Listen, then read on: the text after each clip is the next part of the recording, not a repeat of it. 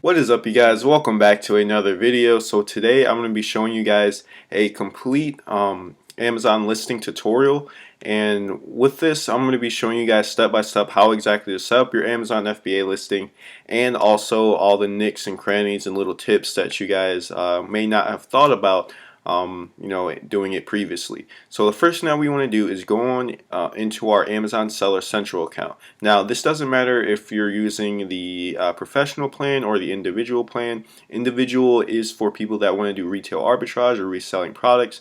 Professional is for people that want to do Amazon FBA. So just keep that in mind. So the first thing we're going to do is when we're in our account, go under catalog and click on add products. So the first thing that we're going to do is going to tell us to list a new product. We actually want to create a completely new product listing because we're bringing in our own products, right? We're creating our own listing on Amazon, especially if you're doing Amazon FBA. When you go under here and click on UPC, and then or you put in ASINs of certain products and stuff. That's basically what hijackers do. They'll go under their listing and list products under other people's products and claim that they're selling them. So we don't want to do that. So let's go ahead and click on create a new product listing. And from here, this is very simple, very easy, guys. So just stick with me. The thing that we're going to do is classify our product or categorize our product. So what category do we want our product to be in? So what you guys need to do for whatever product you have, let's say you're doing these scratch off maps, right? Go on, you have to go on each listing that you see for that product that's ranking organically. So I'll go ahead and show you guys real quick. So once you type in scratch maps, look and see, don't go based off of Jungle Scout Chrome extension, because the Jungle Scout Chrome extension only shows the most broad category. It doesn't show like the specifics of it. So if you pull this up here, I'll show you guys. I just don't want you guys to get confused. So once you pull this up, it's going to say it's mainly in office products and stuff here. We don't want to do that because it's not that specific.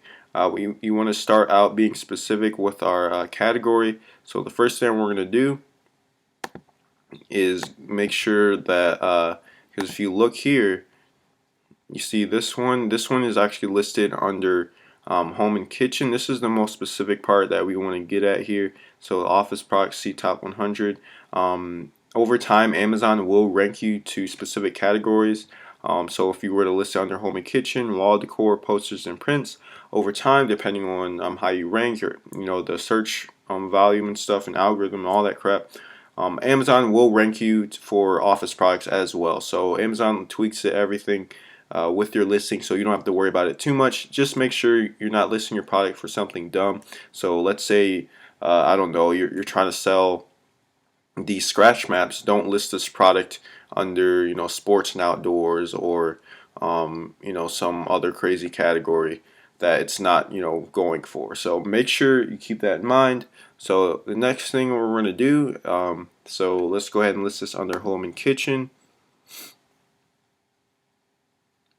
Home and kitchen. Home and kitchen, wall decor. And then sometimes it's not going to be exactly what it says on here. Like, there's no wall decor here. We have home decor and wall art. You just pick between the two. I'll probably say that. And then see, posters and prints. There we go. Then you select that. Alright, so from here, we need the product ID. So the product ID is your guys' UPC code that's specific for this product. When you use your UPC code, you can get them. They just need to be certified. Just make sure, or GS certified. So just make sure that you are getting your UPC codes through somebody that knows that they're verified and they're actually real. So you can use you can go on sites like eBay if you guys want to find these UPC codes, because that's where I got mine, and it's fine. Just make sure that they are certified. So make sure that they're GSIN. I think is that what it's called? GSIN. Hold on. So yeah, just make sure that they're that they're certified or here I'll show you guys here in a second. I'll just stop talking about it and show you. Okay, so UPC codes. This is what I did. You guys can do the same. You just got to make sure that they are certified. Yeah, GS1. My bad. That's what I meant. So just make sure that it has GS1 in it. GS1 approved. Yeah, just make sure that they are like that. You can already see people have already bought this. So just make sure they're GS1 certified, and they are for Amazon. So yeah, EAN, and EAN just means like Europe and stuff. EAN, Europe and United States. So yeah. So yeah, just make sure you get those because you do need that for your listing. Okay, so I filled in some of these slots here, and I'm just going to show you guys what exactly they mean. So starting out, you already know the UPC code that you guys need. Now going down to the product name, what I suggest you guys do is do some more research on finding what is a most searched term for your specific product. So you know, for scratch maps, right? Most people are searching the phrase scratch maps, and that's probably the most searched keywords that are searched per volume each month. So that's what we want to have at the beginning of our product listing. So one mistake that I see a lot of people doing, and you guys should not be doing this at all, because you're going to be you're probably going to be losing some money, and you're probably going to be hurting your ranking, is they put their actual brand name or company name right in front of the listing, or right in front of the the product listing title. So we don't want to do that.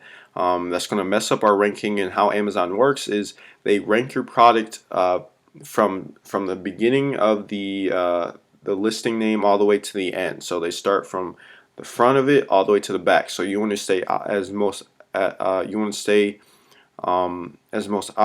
as you can from the starting of your listing name all the way to the end of it. So you just have to make sure that what you're searching for, or what people are searching for, is going to be something that is what you're going to have at the beginning of your product name. So scratch map is going to be the most broad term that people are going to be looking for. Wall decor for travelers. What I like to do, and what other people like to do to rank their product for other keywords as well, is a lot of people say, oh, for travelers, or for I don't know, for tourists, or for people, or for wall decor, stuff like that, just to help with the keywords for your listing and for your product name or title. But yeah, starting out, you don't have to worry about it too much. Just make sure that it makes sense in the end, so that when people are scrolling on Amazon, they don't just come across your listing and be like, oh, what does this mean? I don't know what this means. Don't say scratch map. Um, Scratch map. I don't know, decoration, travelers, tourists. Don't just throw in a whole bunch of keywords. It has to make sense for the title, but at the same time, just make it as optimized as possible. So scratch map wall decor for travelers, and don't even include your brand name at all in your listing. You don't have to worry about that. It's just going to mess up your ranking. So don't even do that. Scratch map wall decor for travelers. I don't know. And then you can separate each keyword with a comma and then a space. So scratch map, wall decor for travelers. I don't know, for tourists. Scratch map, a world map. You just want to put in something that's going to make sense, and something that's going to be as optimized as possible. And you can figure that out using things like merchant words, or using the Jungle Scout web app, where it's going to show you the exact search volume each month. So just keep that in mind. Now going down to the brand name. The brand name, what we want to do for this is, most likely, if your product does well and you're selling a lot, you're probably going to come out with a complementary product with this. So instead of doing just a simple scratch map of maybe the the whole entire world, what we're going to do is have another product. So maybe we do a scratch map of only the United States, and that's a complementary product, a completely new created listing, separated from this. and that's going to become more part of our brand. So we want to have a brand name that is not too broad and not too specific. So our category, what we gotta think about. So we're selling these scratch maps, right? What niche is this in? This is going to be, in home and kitchen, like we talked about before. So it's going to be for wall art and posters and prints. So we just gotta think of a good enough brand name so it's specific to that, but also not too broad. So like, don't have something like, oh, I don't know, crazy products, or warehouse products, or something that's like too broad. You just want to have it specific but not too specific. And when I say too specific, I mean something like, oh, wall decoration as your brand name, or scratch maps as your as your brand name. Like, you don't want to have that stuff. That's a little too specific. We just want to broaden it up to where we can throw in a whole bunch of different products under that niche, right? So house heroes under the brand name, that's fine. Or maybe house decor or something like that. We just want to make sure that it does make sense. So going down to the manufacturer, you can just put in your company name or whatever name you have under your Amazon Seller Central account. That's what I do. Or you can just put the you really don't have to have any specific name for this. You can make it up if you guys want. But alright, so for the color, we don't have to worry about that stuff. And make sure that you are under advanced view, because we want to make sure that we're getting all the information that we need. So now going on to variations. Now variations, you guys do not have to worry about this, especially if this is going to be your first product. I highly recommend that you guys don't do variations for it, because it's going to be a little bit more of a headache, and you have to organize all the stuff yourself. So I wouldn't do a variation starting out. You honestly don't need a variation. It's mainly for people that have been on Amazon a while, and they're just coming out with different colors or shapes or sizes. So you don't have to worry about that. So going on to the offer, this is where we're going to be pricing our products. So one common misconception I want to get out of everybody's head: you do not need to price your products based off of what everybody else is pricing. And what I mean by that, I mean that just because everybody is listing your product here, I'll show you guys. I don't mean this by like drastic measures or by insane margins, but what I'm trying to say is like, okay, look, people are posting their product for $30, $10, $30, basically $30, $20, $35, $25. So on average, everything's going anywhere from $20 all the way up to $30. Starting out, do not price. What people see when you price your product, they base the price off of the perceived value that they think they're going to be getting from their product. So let's say we had one of these scratch maps, right? Don't be afraid to list your product for anywhere from $25 to $30. Don't be afraid to do that. Starting out, a lot of people they say they'll list their product for a very low price, especially when you're doing giveaways and initially launching your products, just so you can get a whole bunch of people buying it. That's not. I don't think that's a really good idea at the same time, because especially if you don't have that many reviews starting out. Initially when you launch your product and you don't have that many reviews and you're still listing your product for a low price, not a lot of people are going to buy it anyway. So you want to make sure that your product is priced based off of perceived value. So especially if you have a bundle or something like that, if you see these products on here, if they're going for like $30 or plus, like this guy, 20, or hold on, there's a guy on here for like, yeah, so for like $36, right? But he's throwing in a bundle. You can see all these other different products on here. So that's another thing too. If you guys throw in a bundle with your item, it's going to make it more valuable. It's going to give it more perceived value through the customer, so you're going to be able to price your product higher than that. So it just really depends on what you guys want to do. So let's say you're trying to include a scratch map of the world, of the whole entire world, and then you wanted to include a bundle of maybe all these different items here, and then also maybe a scratch map of the United States. From there, you could probably price your listing. You just have to think about it. Like, so another U.S. map, if you threw on that with a bundle, it'll probably add anywhere from $3 to $5, and then you maybe throw in an ebook. You just have to think of all this stuff and then just put it towards your price. So if you're going to do that, you could probably price it for like you know, $37 to even $39. Like that's what I would do starting out, because that's perceived value, and then from there, based on how people are buying it, you can adjust it accordingly. So yeah, guys, hopefully you understand that the price points here. But you know, if you want to play it safe and start out, I would just, you know, you can just stick to the average. So anywhere from, you know, $20 to $25. And then your price right here. This is going to be your guys' main price overall.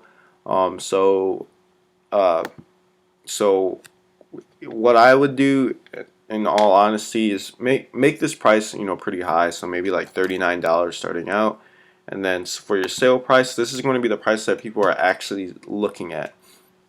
So if you look on here, people have it for, you know, for $29.97. That is the sale price. That's not the actual your price here.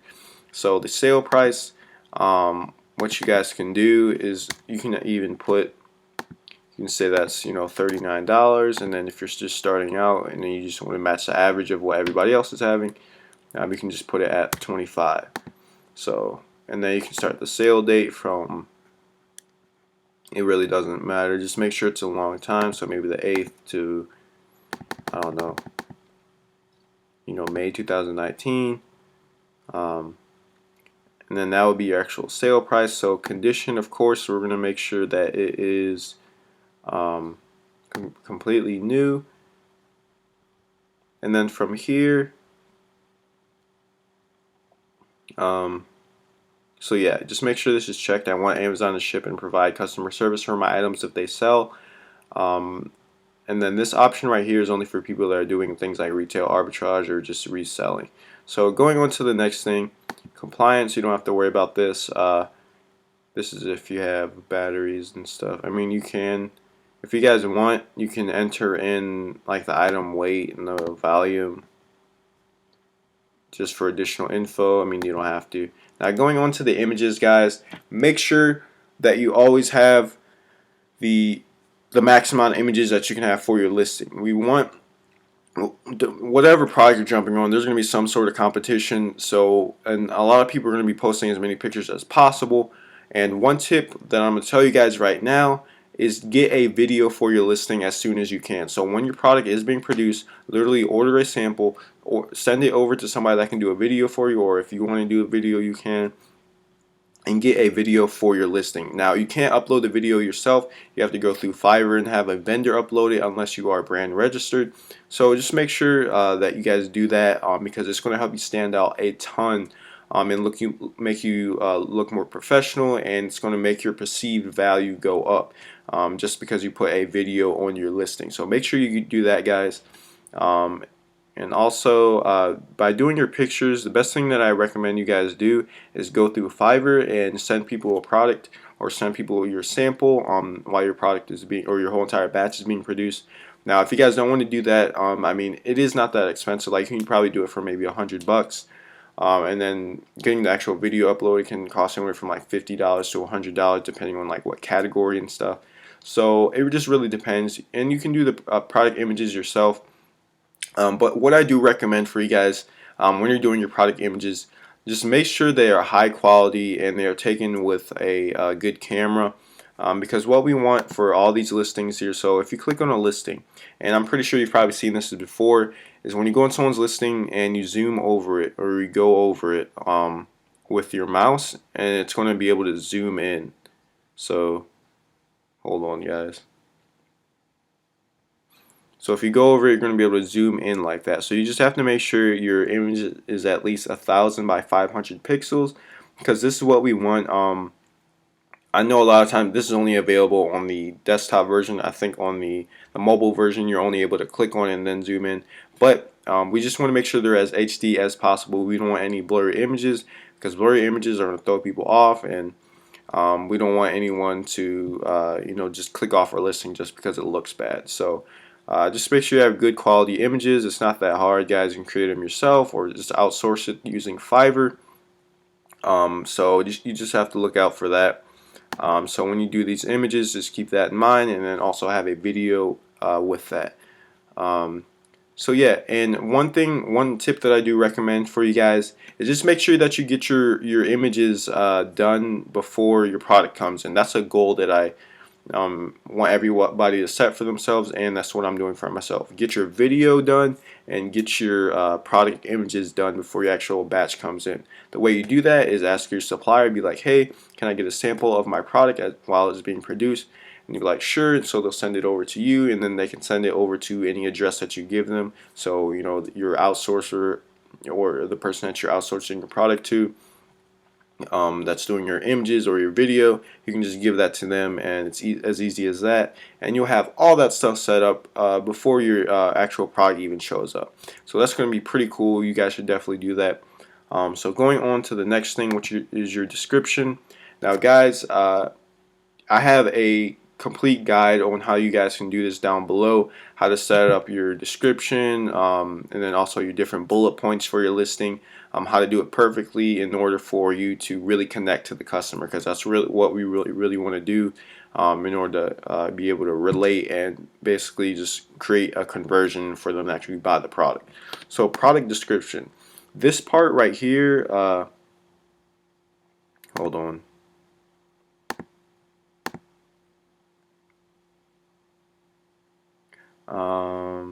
Why is there no bullet points? Okay, oh wait, I forgot. Alright, so the first thing that we can do is for the product description, right? There's a lot of things that we can say about the product description is this part. Don't get it confused. The product description is all the way down here. This is it right there. And there's a special way that you guys can organize it by using, I'd have to look it up again. I forgot what it's called. It's like, oh, it's a word to HTML. And there's a specific way that you guys can organize it, and so it's not just like a simple boring paragraph like this. You can throw in emojis and stuff by going to emojicopy.com. So what we want to do is go ahead to Word document to HTML converter. So we can type our whole entire description in here. So what you want to do for your description, you just want to have different points on here. So you want to talk about what the product is, what makes us, your product differentiated or different from everybody else, what makes your product, appealing, what you're doing that the other competitors aren't doing. You just really want to compare yourself to everybody else. So maybe our product is the perfect. Now you don't have to have all capital letters if you don't want to. Our is the perfect wall decor for your average travel. Unlike other maps, ours does not rip or tear or degrade. And you just want to think of all these different things. Now you can also edit it however you want. You can bold it, underline it, and then you can just organize it. You can't really organize it when you like when you organize it based off the paragraph here. You can't really do that on the listing. It won't show up like that. It'll just stay all the way to the left. But you can organize it like however you want. Like you can have the bullet points, you can have the numbers here. Just make it look good, guys. And then you can use emojis like this, emoticons. If you don't want to use these are kind of crappy. You can go to emojicopy.com. So they have a lot of cool stuff on here that you can use. So yeah, you can just search up whatever you want to do. Somebody using the pointing emoji or the smiley face. Like there's a whole bunch of stuff, and then you can use that on this listing. So after you have all this done, you just switch to HTML, and then you just copy and paste the HTML code. You just copy this into, and what I suggest you guys do before you actually copy is just clean it up, just so you don't get any like error codes when you put it into Amazon. So you just have to copy and paste that in here. And then from here, the key product features, these are your actual bullet points. Now really the bullet points are, Now, really, the bullet points are just it's like a more detailed or organized version of the product description. But yeah, you're really just trying to connect to the customer here. And then also at the end of your product description and your key bullet points, just make sure that the last thing you talk about is like the lifetime warranty or satisfaction guarantee. And if you're not satisfied with your product, we will buy it back from you, or we will give you a completely new product. So you're just trying to relate to the customer and trying to connect them to where you're going to get them to want to buy your product over somebody else's. So yeah. So key product features, guys, and then make sure you have like a check mark or whatever. Just have it more organized like this. Just don't have a simple little bullet point or a dash mark. We want to make it look nice. So just have like a check mark here. So you can go through emojicopy.com by doing that. So let's just get a check mark. See, our goal here is just to make our product listing look as differentiated as possible and look as good as possible and just very eye-popping so people click on our listing. So yeah, you can just use that and then just be like the perfect traveler's map.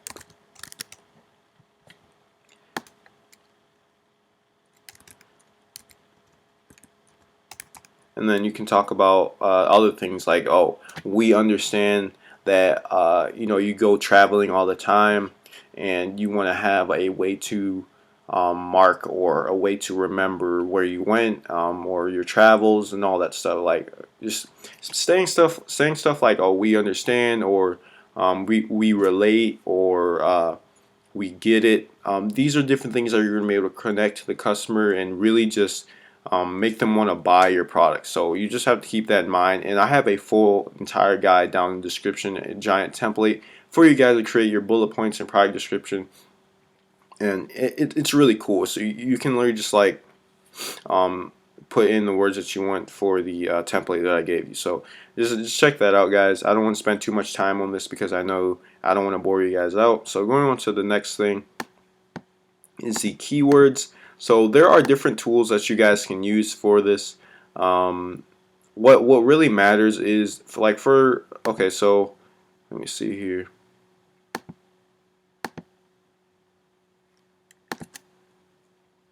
So for the actual search terms, that's what we're using here is the search terms. We don't need to worry about the intended use, target audience, all this other stuff. It's really just extra. But the search terms is going to be your back end keywords. And by using your back end keywords, this is what's going to help you rank on the back end. So I recommend that you guys use tools like what was it called? Keyword Inspector or Wordtree.io, specifically Wordtree.io, because when you use these tools, you're going to be able to enter in different competitors' ASINs. You're going to be able to enter in like the top 10 ASINs and see what exactly they're ranking for their back-end keywords. So you're going to be able to rank for those as well and put them in here so that when you start doing PPC or doing your giveaways, you're going to be able to start ranking for those as well. Because a lot of times with competitors' listings, they might just have the product name and then they show all these different keywords and stuff, but they might be ranking for keywords that you didn't know about, and that's actually helping them rank a lot for their product. So you just have to keep that in mind. So keyword, I believe for Wordtree.io, it's like $10 just to do a complete reverse ASIN. So just you can use that or Keyword Inspector. Just stick to one tool and use that, because if you try and use different tools and stuff, you just get really confused. So yeah, just keep that in mind. And then also one thing I want to talk about too is your search terms.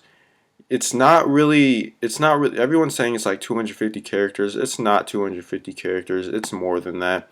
It's really 250 bytes, because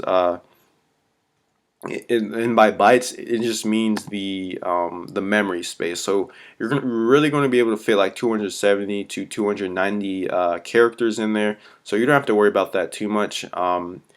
So yeah, just keep that in mind. It's a common misconception that everyone just gets mixed up. I was able to fit around 270 to 290 characters in there, so just try to fit as many back-end keywords as you can. And then also another way that you guys can figure out what keywords that you want to use is literally just put or use things like merchant words, or uh, another tool which you can use is, I believe, Jungle Scout. They show you the like the monthly search volumes for certain terms, so you can use that as well. And also take out the Excel files and then just create a giant list of the different keywords based off of the search volume each month. You just want to rank for those, so you can throw those in there as well. Just make sure that you are putting in the ones in the search terms that are most valuable to the least valuable, or most relevant to the least relevant for your listing. So with that being said, guys, we're going on to the details, more details.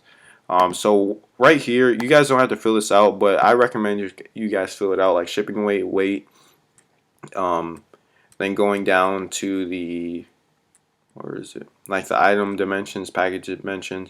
Because if you fill that information out, what Amazon's going to do is, for your listing, they're going to show right under it a estimated FBA fee.